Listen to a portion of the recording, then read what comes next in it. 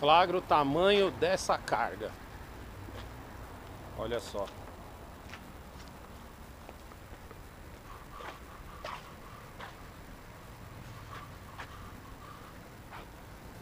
Parece que esse bag tá caindo aqui, mas não tá não. Olha lá, tá bem preso. Olha que louco, né? Saí hoje com 10 conto, botei 10 conto de gasolina e já dobrei o meu investimento só pegando esse entulho. Cobrei 20 no entulho. Ah, eu acho muito louco esses vídeos desses canais. Não, dobre o seu investimento, não sei o que. Aí, ó. 8 horas da manhã e a carga já tá pronta. Vê como é as coisas? Saí 7, voltei 8. Aí, ó. Já tô indo pro Ferro Velho. Aqui que é o lugar que eu paro de vez em quando pra conversar com vocês, ó. Ao lado da igreja Deus é Amor, ó. A Avenida do Estado lá no começo, ó. Então, roda essa vinheta aí, feita pela Cloud Criativa, certo? O link dele está aqui na descrição. E vamos conversar sobre 64.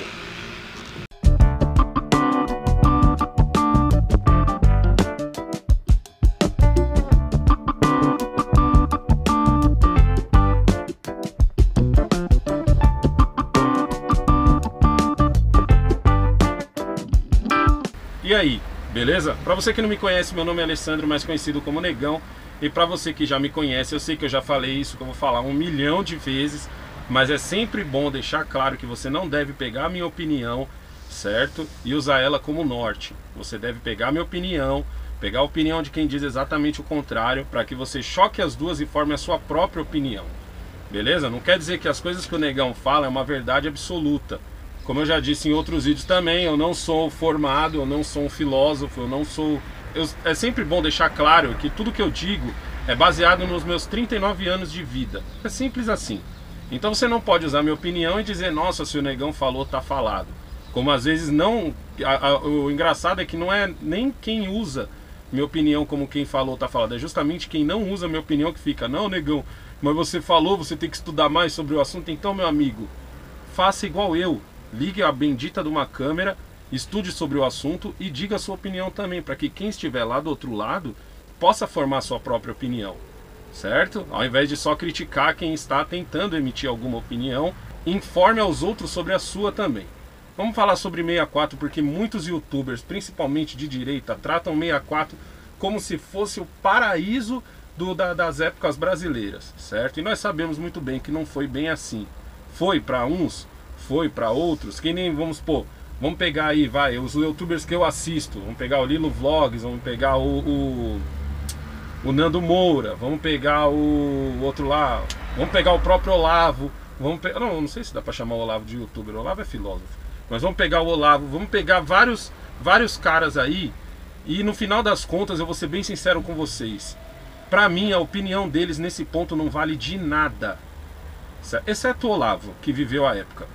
Mas o resto, a opinião deles não vale de nada. Não interessa pra mim o quanto esse cara estudou, não interessa pra mim o quanto... Se ele não viveu aquela época, pra mim a opinião dele não vale basicamente nada.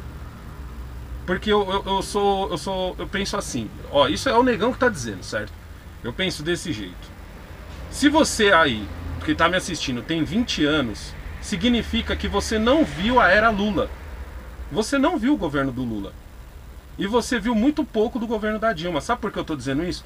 Agora com a saída do Temer, o PT e essa rede toda socialista, porque o PMDB vai por mim também é socialista, eles ficaram no poder durante 16 anos. O que significa que você de 20 tinha 4 anos quando o Lula se elegeu.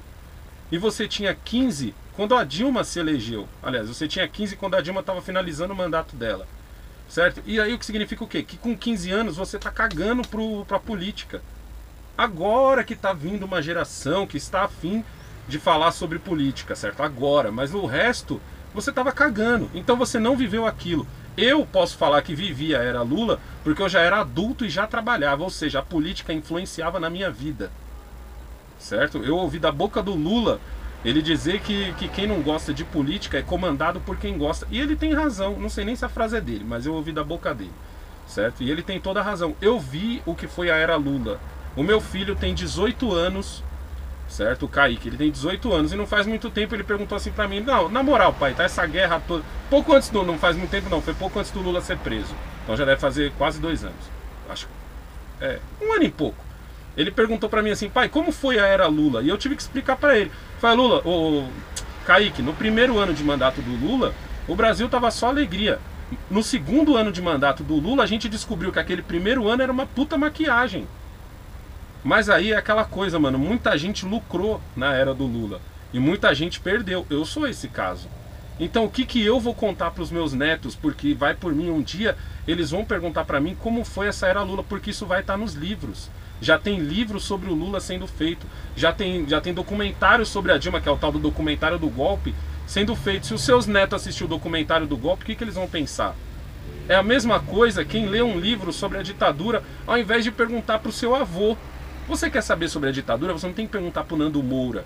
Você não tem que perguntar para o Lilo Vlogs. Você não tem que perguntar para nenhum youtuber de direita. Você tem que perguntar para o seu pai, para o seu avô. Para o seu pai, entre aspas, porque dependendo de quantos anos tem seu pai, não vai valer a opinião dele. Eu tenho 39 anos, eu não posso falar nada sobre a ditadura. Eu não vivi esse tempo. Eu peguei o finalzinho dela, que foi em 85, eu tinha 6 anos. Então o que eu posso falar? Eu fico puto quando eu vejo essa juventude que tem 15 anos, 16 anos... E canta Lula livre como se ele fosse o pica das galáxias. Ela nem viveu a era do Lula. Não faz ideia. E o pouco que você sabe aí sobre o Lula é justamente você devia estar falando o contrário. Você devia estar dizendo mais cadeia pro Lula e não Lula livre. Então aí é igual esse povo que tem aí 30, 40 anos e diz que eu sofri na ditadura. Você sofreu o caralho que você sofreu, você não viveu. Aí você deve estar pensando assim, negão, beleza, a sua opinião é baseada em quem então? A minha opinião é baseada no meu pai.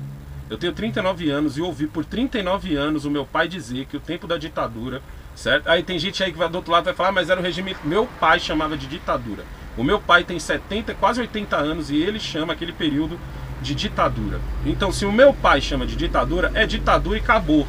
A não ser que você tenha vivido aquele tempo, você pode dizer que foi regime militar. Mas se você tem aí seus 35, 40, você não pode falar porra nenhuma. Igual eu. O que eu digo aqui é baseado... Tem gente que até pede assim, negão, mas você devia trazer seu pai. Eu não quero expor o meu pai. Entendeu? Principalmente porque a gente sabe o quanto a internet é cruel.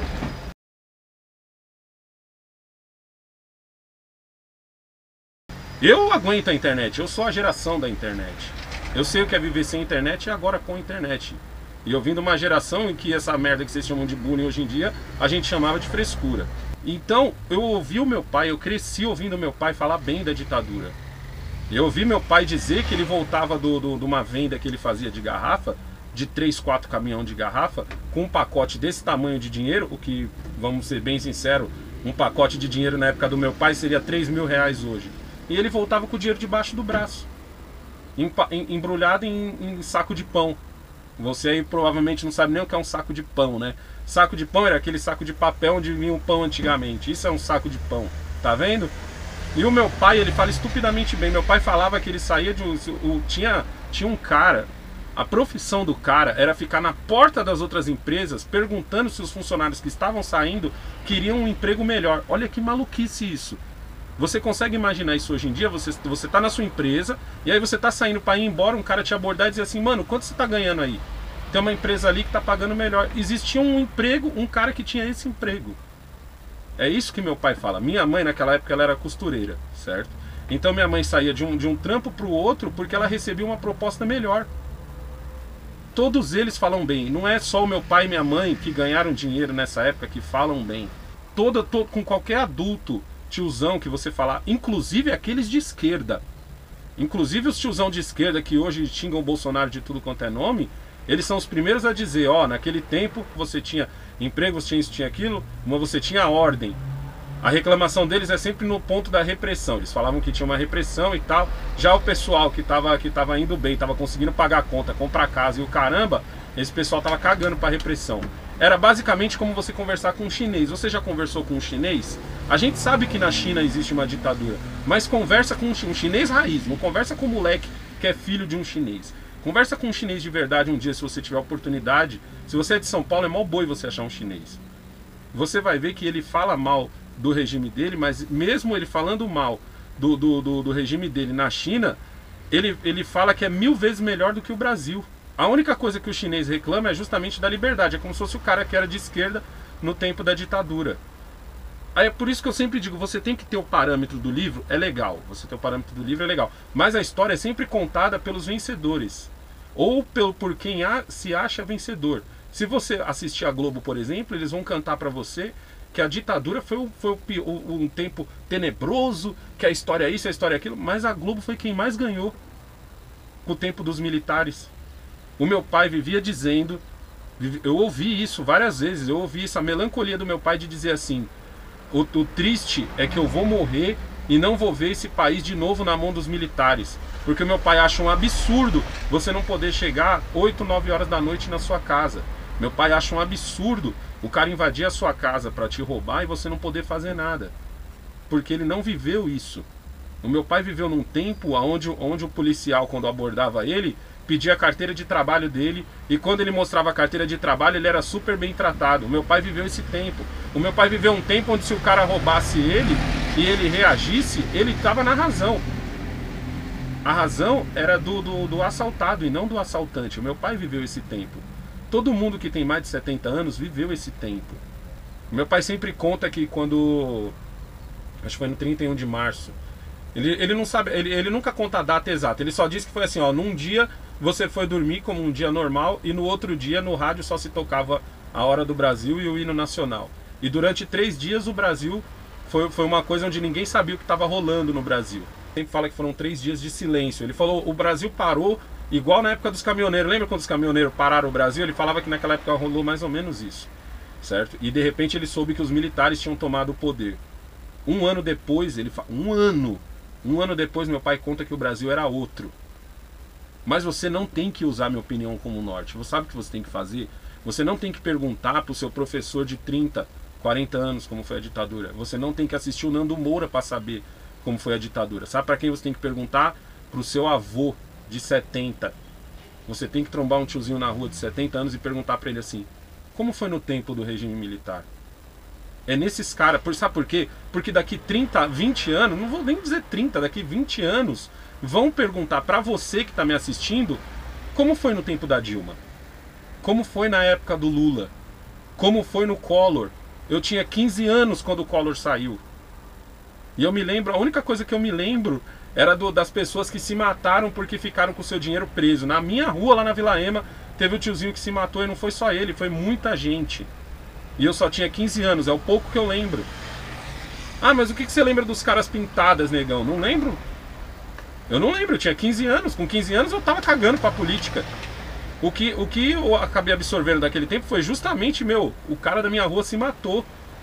Por quê? Porque prenderam o dinheiro dele. O cara tinha toda a grana no banco, todo mundo tinha toda a grana no banco, ninguém guardava dinheiro em casa porque o dinheiro desvalorizava muito rápido e de repente você não tinha... O único lugar que era seguro deixou de ser. Porque um presidente foi lá e tirou a grana de todo mundo. É lógico, não foi uma atitude só do Collor, não era uma ditadura. Ele não era um Fidel Castro. Ele não era um Kim Jong-il, ele não deu uma ordem e todo mundo acatou. Não, o Congresso também tem sua parcela nisso aí. Mas eu hoje entendo isso, mas com 15 anos eu não sabia nem o que era o Congresso. Entendeu? Então, eu acho que essa história de 64, vocês estão se informando nos lugares errados. Vocês têm que se informar com quem viveu. Porque vão perguntar pra você como foi o tempo do Bolsonaro. O Bolsonaro vai entrar pra história, por quê? Porque muitos vão escrever livros sobre ele, vão escrever livros contra ele, vão escrever livros a favor dele, mas e você que viveu a era Bolsonaro? Você que viveu esse mandato do Bolsonaro? Você vai ter que explicar isso pros seus filhos, pros seus netos. Porque eles vão estudar isso quando entrar na faculdade. Assim como hoje se estuda sobre 64. Assim como você está vendo hoje garotos de 20 anos defender o período de 64 como se fosse o período, o Brasil foi foda. E você vê também garotos que dizem que sofreram na ditadura. Então eu quero com esse vídeo botar um outro olhar sobre essa situação. Certo? Um olhar que eu acho que é o olhar mais certo. Isso é a minha opinião. Entendeu? É o olhar que eu acredito mais certo. Perguntar para quem viveu. A gente tem muita sorte porque a gente está perto de pessoas que viveram aquilo. Eu não tenho como saber como foi a escravidão partindo do ponto de quem viveu aquilo. Hoje em dia eu não tenho. Mas eu tenho como saber como foi a escravidão a partir dos livros. Mas a história que está contada nos livros, entendeu? É a história de quem ou é a visão de quem escreveu, certo? Ou seja, aquela visão tanto pode ser para um lado quanto ela pode ser para um outro. E aí, como eu sempre falo, você não pode pegar um livro só e transformar ele como seu norte. Você tem que estudar vários livros, assim como você tem que ouvir várias pessoas. Mas o principal é conseguir viver, conseguir trocar ideia com quem viveu aquilo. Eu já tive a oportunidade de conversar com um italiano que viveu a Segunda Guerra Mundial. É louco o que você ouve. Eu já tive a oportunidade de conversar com um cubano. E é louco que você ouve o que foi, o que é o regime lá do Fidel em Cuba. É maluco isso, entendeu? Eu já tive essa oportunidade, é muita sorte isso. Então é isso, não esquece de curtir e compartilhar esse vídeo, se inscreve no canal se você não é inscrito. E é aquela coisa de sempre, deixa aí nos comentários, vamos debater esse assunto aí. Vou responder todos os comentários que eu puder, vocês sabem que eu tô com essa meta de ficar respondendo comentários aí. É nóis.